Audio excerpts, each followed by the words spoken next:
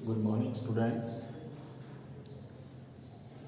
आज 11th literature के अंदर अपने पढ़ेंगे second lesson second poem, let me not to the marriage of two minds, जो लिखी गई है विलियम शेक्सपियर के द्वारा। ठीक है, विलियम शेक्सपियर के द्वारा लिखी गई ये जो पोइम है उसे अपने यहाँ पे जो है पढ़ेंगे। सबसे पहले आपको जो है विलियम शेक्सपियर के बारे में थोड़ा पता होना चाहिए। रीज़न कि विलियम शेक्सपियर जो है इंग्लिश लिटरेचर के अंदर बहुत ही ज़्यादा फेमस नाम है। विलियम शेक्सपियर का जन्म जो है, बर्थ जो है 1564 में हुआ था और इनकी डेथ हुई थी 1660। ठीक है, तो इन्होंने जो है अपने जीवन में लिटरेचर के अंदर बहुत सारी राइटिंग्स की। ठीक है, कुछ टर्म्स भी दी इन्होंने। तो सबसे पहले यहाँ पे जो अपने सिलेबस के अंदर जो ये पोइम आई है उनकी, वो है सोनेट। वो एक टर्म होती है सोनेट। विलियम शेक्सपियर ने 154 सोनेट लिखे थे।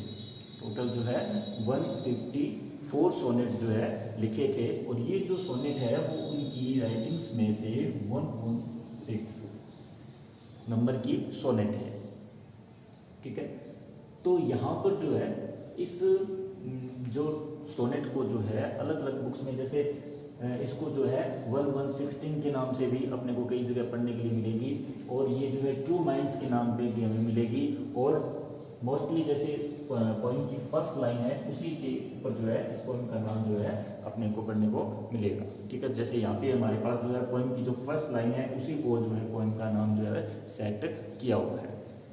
ठीक है, तो इस तरीके से अपने जो विलियम शेक्सपियर ने जो है सोनेट दी। ठीक है, एक टर्म दी, कौन सी दी? सोनेट दी। ठीक है, तो यहाँ पे इस सोनेट को शेक्सपियरियन सोनेट के नाम से जाना जाता है। यहाँ पे सोनेट क्या होता है इसके बारे में थोड़ा सा अपने जानते हैं कि सोनेट क्या होता है। बहुत ही फेमस टर्म है इंग्लिश के अंदर। तो यहाँ पे जो सोनेट जो होता है, यानी कि किसी भी पोइम के अंदर जो है 14 लाइन्स होती है, यानी 14 लाइनें उसके अंदर होती है। ठीक है, और एक निश्चित राइम के द्वारा जो है, राइम स्कीम के द्वारा जो है वो एक दूसरे से अटैच होती है, तो उसे क्या कहते हैं? सोनेट कहते हैं।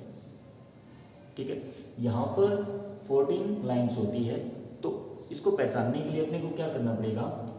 देखो कि 14 लाइनें हैं क्या इसके अंदर। जब अपने इसको काउंट करते हैं तो पूरी 14 लाइनें होती है। ठीक है, और इसको जो है शेक्सपियर ने जो है 4-4-4-2 में डिवाइड किया। ठीक है, यानी कि इन्होंने इसको कैसे डिवाइड किया? 4 × 3 कितने हो गई? 12 लाइन्स हो गई और 2। ठीक है, यानी इसे अपने बोलते हैं कपलेट और इन्हें बोलते हैं क्वैट्रन्स। ठीक है, एक क्वैट्रन्स के अंदर कितनी लाइनें? 4। 3 क्वैट्रन्स है तो कितनी लाइनें होगी? 12। ठीक है, और 2 लाइनें यानी एक कपलेट, 2 लाइन का एक कपलेट बना तो टोटल कितनी लाइनें होगी? 14 लाइनें हमारे पास में हो गई। ठीक है, 3 क्वैट्रन्स हो गए, यानी एक क्वैट्रन कितनी लाइन का? 4 लाइन्स का। ठीक है, तो 4 जो है ये कितनी होगी? 12 होगी, और 2 लाइन का एक कपलेट बन गया तो 2 लाइन ये होगी, तो 12 और 2 14 लाइनें हमारे पास में हो गई। ठीक है, तो इस तरीके से ये एक सोनेट हुआ जिसे आपको पहचानना है। अब जो है हमें इसके लिए क्या करना पड़ेगा? इसकी राइम स्कीम निकालनी। हमारे पास जो है इसकी एक निश्चित राइम स्कीम होनी चाहिए। सोनेट की एक निश्चित राइम स्कीम होती है, उसको निकालते हैं। सबसे पहले देखो राइम स्कीम कैसे निकालते हैं। राइम स्कीम जो होती है वो अपनी कैसे निकालनी है इसके बारे में बताते हैं। ठीक है, मैंने कहा कि इसको 3 क्वैट्रन्स में डिवाइड किया, यानी कि ये 4। ठीक है, और यहाँ से इसको हमने डिवाइड किया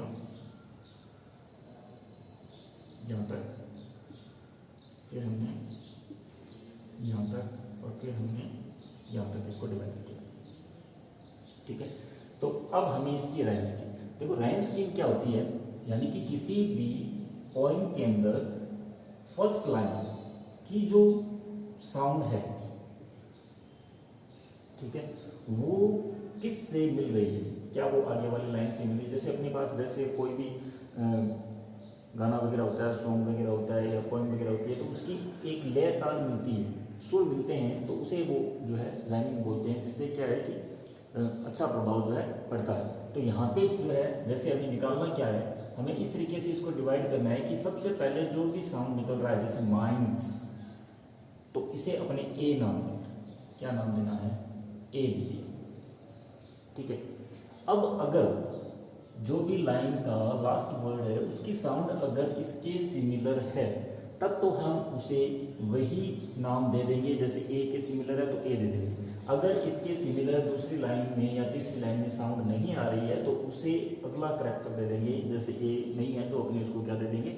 बी दे देंगे। यहाँ पे माइंड्स का और यहाँ पे क्या है? लो, दोनों सिमिलर नहीं है, ये अलग है, तो इसे अपने क्या नाम देंगे? बी देंगे।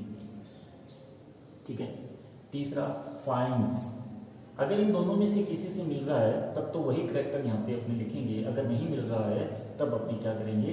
नया करैक्टर उसको देंगे। तो यहाँ पे फाइंड्स माइंड्स, ठीक है, यानी किससे मिल रहा है? ए से मिल रहा है, तो हमने यहाँ पे क्या लिखा? ए लिखा। ठीक है, इसी तरीके से यहाँ पे आए फोर्थ लाइन में रिमूव, लव, रिमूव किससे मिल रहा है? लव से मिल रहा है। ठीक है, तो यहाँ पे अपने क्या देंगे? बी देंगे। ठीक है, तो ये जो स्टार्टिंग की 4 लाइन्स थी, इनकी लाइन स्कीम क्या बनी? A B, A B. Next यहाँ पे हमारे मार्क, इन दोनों से नहीं मिल रहा तो हमने यहाँ पे क्या लिखा? सी, यानी ए बी हो चुका है। अब हमने क्या लिखा? सी लिखा। नेक्स्ट शेकन, किसी से नहीं मिल रहा तो अपने क्या लिखेंगे? डी। नेक्स्ट बार्क, मार्क, क्या आएगा? इसकी साउंड शी, सी के बाद टेकन, शेकन, इससे मिल रहा है तो अपने इसका क्या था? डी, इसका भी क्या लिख देंगे? डी। ठीक है, यानी ये 8 लाइन की हमने लाइन स्कीम निकाली। नेक्स्ट यहाँ पे लिखा हुआ है चीज, किसी से मिल रहा है? किसी से नहीं मिल रहा, क्या लिखेंगे? ई। डी के नेक्स्ट ई। कम, किसी से नहीं मिल रहा? एल। ठीक है, नेक्स्ट वीक, चीज, वीक्स, ई। कम, डोम, कम, डोम, इसकी साउंड मिल रही है तो ये क्या आ जाएगा? F, E F, E F. ठीक है, नेक्स्ट प्रूव, लव, इन दोनों की मिल रही है प्रूव, लव, प्रूव, लव, तो एफ के बाद में जी, जी। ठीक है, A B, C D, E F, G, G. ठीक है, तो इस तरीके से ये हमारी एक लाइन स्कीम जो है पोएम की वो तैयार हो गई। ठीक है, आपको इस तरीके से याद रखना है। तो 4 के हिसाब से कितने होंगे? 12 लाइन्स होगी और 2 लाइन्स यहाँ होगी, तो टोटल होगी 14 लाइन्स। ठीक है, तो इस तरीके से ये जो है ये क्या कहलाएगा? शेक्सपियरियन सोनेट कहलाएगा। 14 लाइन्स है। ठीक है, और यहाँ पे जो है लाइन के द्वारा जो है एक दूसरे से ये प्रत्येक लाइन जो है वो अटैच है। ठीक है, अब इसमें क्या होता है, जैसे प्रत्येक जो ये 4 लाइन्स में इसको डिवाइड किया है, उसके अंदर कुछ जो मैटर है, जो भी टॉपिक है, वो एक दूसरे से अटैच होंगे। ठीक है, उसके बाद में इसमें जो है लास्ट में जो है इससे संबंधित कुछ भी बातें जो है वो करेगा। ठीक है, तो अब अपने इस पोएम के बारे में थोड़ा सा जानेंगे। तो यहाँ पर इस पोएम के अंदर विलियम शेक्सपियर जो है वो किसके बारे में बात कर रहे हैं वो हमें समझना है।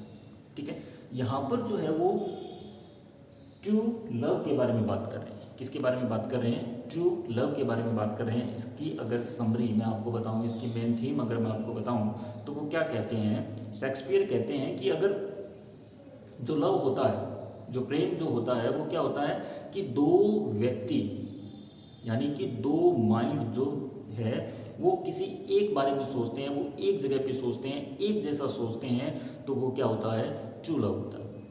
ठीक है, यानी कि सोचने की, समझने की जो शक्ति है उन दोनों की क्या होती है, एक जैसी होती है। ठीक है, तो वो उनके लिए क्या होता है, ट्रू लव होता है। चाहे उनके जीवन में, चाहे उसके सामने कितनी ही बाधाएं आए, ठीक है, चाहे उनको कितने ही और ऑप्शन मिले, लेकिन वो एक दूसरे का साथ नहीं छोड़ते हैं, एक साथ रहते हैं, एक साथ एक जैसा सोचते हैं।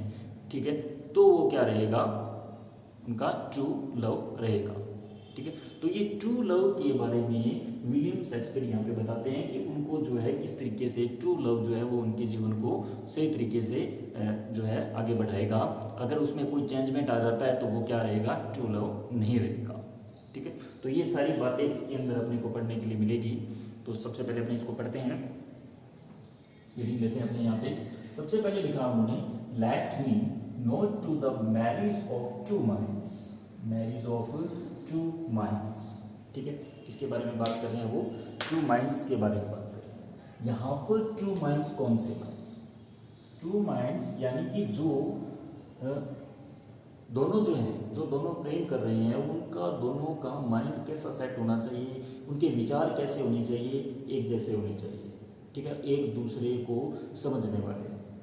ठीक है, तो ये कहते हैं कि let me not to the marriage of two minds, admit impediments. Impediments का मतलब होता है ऑब्स्टेकल्स, ऑब्स्टेकल्स यानी कि बाधाएं, ऑब्स्टेकल्स यानी कि बाधाएं।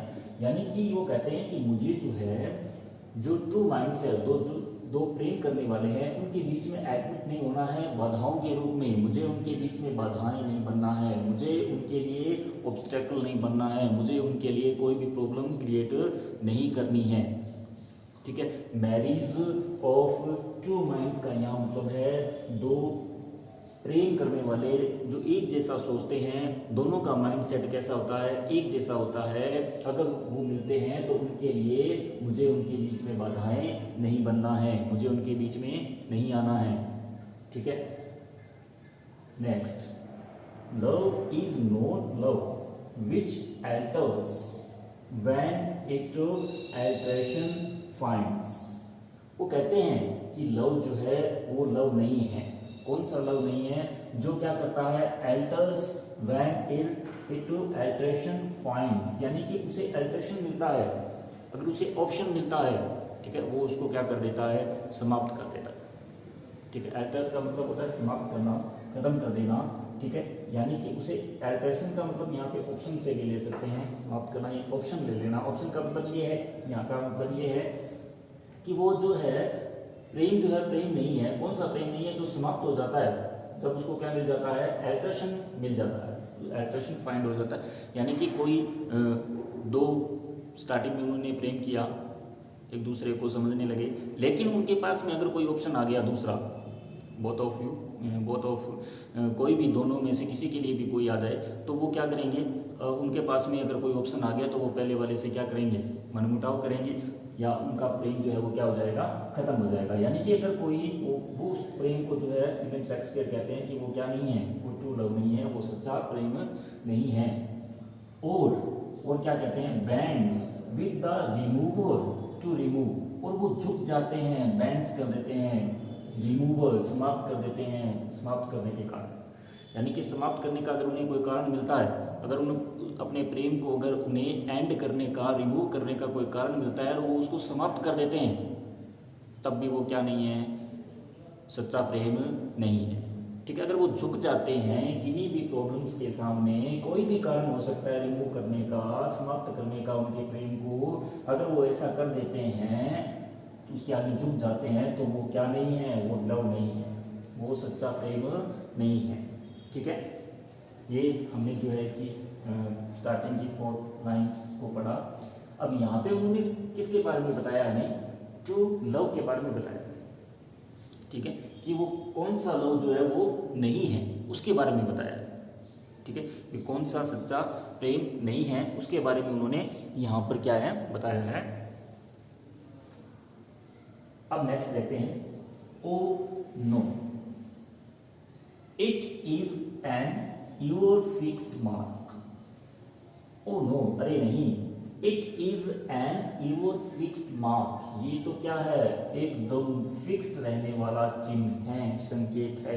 एक चिन्ह कौन सा है, कौन सा मार्क है, हमेशा फिक्स्ड रहने वाला, यानी कि अगर प्रेम है तो वो क्या रहेगा, हमेशा रहेगा, फिक्स रहेगा, उससे वो क्या है, जुड़ाव रहेगा। ठीक है, आगे वो कहते हैं that looks on Tempest and is never second. ठीक है, दैट लुक्स ऑन टेम्पेस्ट, वो टेम्पेस्ट में भी बना रहेगा। टेम्पेस्ट क्या होता है, यानी कि जो समुद्री तूफान वगैरह आते हैं, समुद्र के अंदर उछाल वगैरह आते हैं, जैसे लहरें ऊपर की तरफ उठती है, ऊपर की तरफ जो है उठती है, तो उसके लिए ये टेम्पेस्ट वर्ड आया है। तो यहाँ पे क्या है कि that looks on Tempest and is never second, वो जो है समुद्री तूफान जो उठते हैं उससे भी वो क्या है, नेवर सेकंड, कभी भी वो हिलता नहीं है। एक ऐसा चिन्ह जो कितने भी समुद्री तूफान आ जाए, यानी कि एक ऐसा प्रेम कितने भी प्रॉब्लम आ जाए, ठीक है, लेकिन वो क्या नहीं होगा, हिलेगा नहीं। यानी कि ऐसे नहीं है कि उनका प्रेम जो है बाधाओं को देखते हुए समाप्त हो जाएगा, उनका प्रेम जो है समाप्त नहीं होगा। ठीक है, वो क्या बना रहेगा, वो हमेशा के लिए, वो कभी हिलेगा नहीं, कभी अंत नहीं होगा उसका।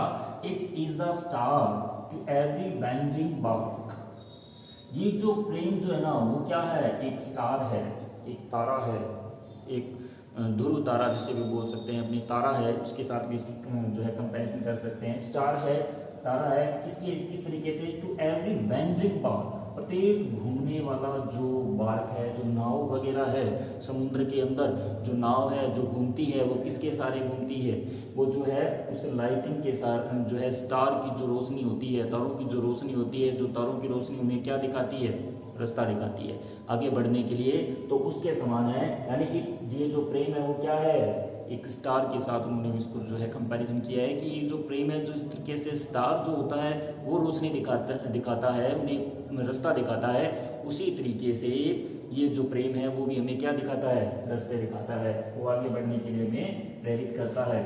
ठीक है, whose was unknown, ठीक है, although his height be taken, ठीक है, whose was unknown, उसकी जो उपयोगिता है, उसका जो नॉलेज है, उसका जो ज्ञान है, वो हमें नहीं पता चलता कि उसकी कितनी उपयोगिता है। ठीक है, उससे अपने क्या कर सकते हैं, उसका हमें पता नहीं लगता। although his height be taken, लेकिन उसकी जो हाइट जो है ना, उसको अपने यदि नाप सकते हैं कि मुझे कितना प्रेम है, तुम्हें कितना प्रेम है, उसे अपने नाप सकते हैं। जिस तरीके से जो तारे हैं, ठीक है, उनकी हाइट को अपने क्या कर सकते हैं, नाप सकते हैं, लेकिन उनकी कितनी उपयोगिता है उसके बारे में हमें पता नहीं है, उसके बारे में अपने नहीं जानते हैं। यही बात यहाँ पे जो है प्रेम के लिए बोली गई है। ठीक है, तो यहाँ पर हमने फोर्थ लाइन यहाँ पे पढ़ी। फोर्थ लाइन यहाँ पे जो है हमने किसके बारे में पढ़ा, प्रेम के बारे में पढ़ा कि प्रेम क्या है, कैसा स्थिर होता है, कैसा होता है, उसका क्या उपयोग है। ठीक है, नेक्स्ट जो है उसको पढ़ेंगे, लव्स नोट टाइम्स फूल, प्रेम जो है ना वो टाइम के साथ में समाप्त नहीं होता है, टाइम का गुलाम नहीं है वो। ठीक है, वो समय का गुलाम नहीं है, वो समय के साथ समाप्त नहीं होता है। दो यदि जो है रोजी लिप्स एंड चीक्स, रोजी लिप्स जो होते हैं और चीक्स जो होते हैं, इसका मतलब ये है यहाँ पे जो है गर्ल की ब्यूटी के बारे में जो है पोएट ने बताया है कि किस तरीके से अगर वो रोजी लिप्स जो हैं और चीक्स जो है ना वो क्या है, आगे बताएगा, within his bending sickle's compass come. ठीक है, यहाँ पर इन दोनों लाइनों का अगर अपने पढ़ें तो उसने कहा कि लव्स नोट टाइम्स फूल, प्रेम जो है वो समय का गुलाम नहीं है। ठीक है, यानी कि ऐसा नहीं है कि जैसे समय बीतता जाएगा वैसे वैसे प्रेम जो है वो खत्म हो जाएगा, वो नहीं होगा। लेकिन वो कहता है, पोएट कहते हैं कि ऑल्दो हिज दो रोजी लिप्स एंड चीक्स, लेकिन जो रोजी लिप्स और चिक्स है, यानी जो शारीरिक सुंदरता है ना, वो क्या हो जाती है, वो जो है बेंडिंग सीक्वल्स कंपेस कम, विदिन बेंडिंग सीक्वल्स कंपेस कम, यानी कि जिस तरीके से एक सीकल होता है, एक हंसिया होता है, अगर वो इसे घुमावदार होता है, उसको फसल से अगर ऐसे करते हैं तो वो फसल जो उसके नीचे आती है तो वो कट जाती है, ठीक है। ले उसी के साथ में उन्होंने इसकी तुलना की है कि जो शारीरिक सुंदरता है वो समय के जब चक्कर में आएगी तो वो तो क्या हो जाएगी, समाप्त हो जाएगी, ठीक है। निरोजी लिप्स हैं, चिक्स हैं, या शारीरिक सुंदरता है, वो सब क्या हो जाएगा, समय के साथ में समाप्त हो जाएगा। लेकिन जो लव जो है, ट्रू लव जो है, वो समाप्त नहीं होगा, वो बना रहेगा, ठीक है। यानी कि शारीरिक सुंदरता के ऊपर ही सिर्फ जो है लव डिपेंड नहीं है, वो क्या होगा, वो फॉरएवर है, वो हमेशा के लिए है, वो समाप्त नहीं होगा। लेकिन जो ब्यूटी है शरीर की वो क्या हो जाएगी, समाप्त हो जाएगी। नेक्स्ट है love एल्टर्स not with his brief hours and weeks. Love जो है वो समाप्त नहीं होगा, नहीं रहता है, वो कब तक नहीं रहता है, ब्रीफ आवर्स एंड वीक्स, यानी कि उसका कोई निश्चित समय नहीं है भी अपने 1 साल प्रेम रहेगा, 2 साल रहेगा, 3 साल रहेगा, उसका कोई निश्चित समय नहीं है, वो क्या रहेगा, वो फॉरएवर रहेगा, यानी प्रेम हमेशा बना रहेगा। But bears it out even to the edge of doom, लेकिन ये कब तक रहता है, bears it out even to the edge of doom, एकदम कयामत का जो समय होता है, डूम यानी कयामत का, एकदम अंत का, कितनी भी बुरी परिस्थितियां आ जाए, कितने भी कुछ हो जाए, बुरी परिस्थितियां हो, चाहे अंत का समय हो, उस समय तक भी ये प्रेम जो है वो बना रहेगा, ठीक है। इस 4 लाइंस के अंदर उन्होंने क्या बताया है कि शारीरिक सुंदरता पे प्रेम डिपेंड नहीं है, ब्यूटी जो है, फिजिकल ब्यूटी जो है वो धीरे धीरे समाप्त हो जाएगी, ठीक है। और जो कितनी भी क़यामत हो जाए, प्रेम जो है वो बना रहेगा, ये जो है एक निश्चित समय के ऊपर सिमटा हुआ नहीं है, ठीक है। तो यहाँ पर हमने ये 4 लाइन पढ़ी, इस तरीके से हमने इन 12 लाइंस को पढ़ा, ठीक है। तो इसमें जो है उन्होंने किसके बारे में बताई कि कौन सा प्रेम जो है वो नहीं है, यहाँ पे उन्होंने बताया कि प्रेम कैसा है, ठीक है। और यहाँ पे भी उन्होंने बताया कि किस कैसे जो है प्रेम रहता है, कब तक रहता है, क्या उसकी जो है रहने की क्षमता है या क्या है उसका समय, उसके बारे में बताया है। अब यहाँ पर अब हम पढ़ेंगे 2 लास्ट की 2 कपलेट है उनको पढ़ते हैं। तो यहाँ पे जो वो बताएगा, वो ऊपर की जितनी भी लाइंस में उसने जो भी जिक्र किया है उसके बारे में अपने पढ़ते हैं। इफ दिस बी एरर, अगर इसमें कोई भी एरर है ना, जो मैंने आपको बातें बताई है इस पॉइंट के माध्यम से, सोनेट के माध्यम से, जो भी बातें मैंने आपको बताई है, अगर उसमें कोई भी एरर है, अगर वो गलत है, अगर वो क्या है, गलत है, एंड अपॉन मी प्रूव्ड, और अगर इसे मेरे ऊपर सिद्ध कर दोगे, अगर इस बात को आप सिद्ध कर दोगे, इस बात को, अगर जो भी बातें मैंने आपको बताई प्रेम के बारे में, अगर ये सारी बातें गलत है, तो अगर आप इसको सिद्ध कर देते हो, आई नेवर रिट, तो मैंने कुछ नहीं लिखा, मैं कुछ नहीं लिखूंगा, मैंने कुछ नहीं लिखा, nor no man your love, और न ही किसी आदमी ने, किन्हीं लोगों ने जो है कभी प्रेम किया। अगर ये बातें गलत है ना, अगर कोई कहता है कि नहीं ऐसा नहीं होता, ठीक है, तो मैं क्या कहता हूँ कि न तो मैंने कभी लिखा और न ही किन्हीं लोगों ने प्रेम किया, ठीक है, मतलब कि उन लोगों ने प्रेम नहीं किया है, अगर वो इसको क्या मान रहे हैं, गलत मान रहे हैं। यानी कि अगर उन्होंने प्रेम किया है तो ये सब बातें क्या है, वो सही है, और इन बातों को उसे क्या करना पड़ेगा, मानना पड़ेगा, ठीक है। तो इस तरीके से हमने आज पढ़ा विलियम शेक्सपियर की पोएम को पढ़ा, ठीक है।